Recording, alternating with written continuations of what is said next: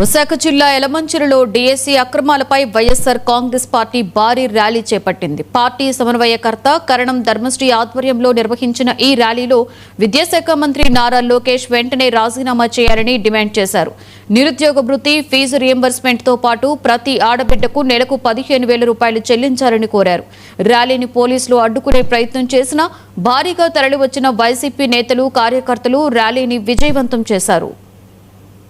అవకాశాలు దొరుకుతాయని అవినీతికి అవకాశం దొరికి అది ప్రోత్సహించే కార్యక్రమం చేస్తున్నారు. కానీ చంద్రబాబు నాయుడు దగ్గర నుంచి కింద స్థాయి వరకు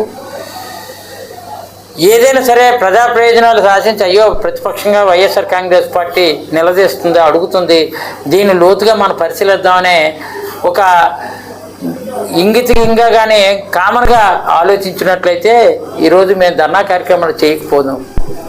ఎందుకు?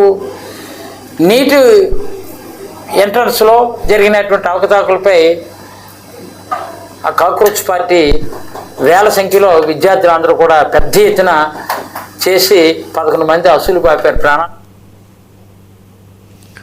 Spinal muscular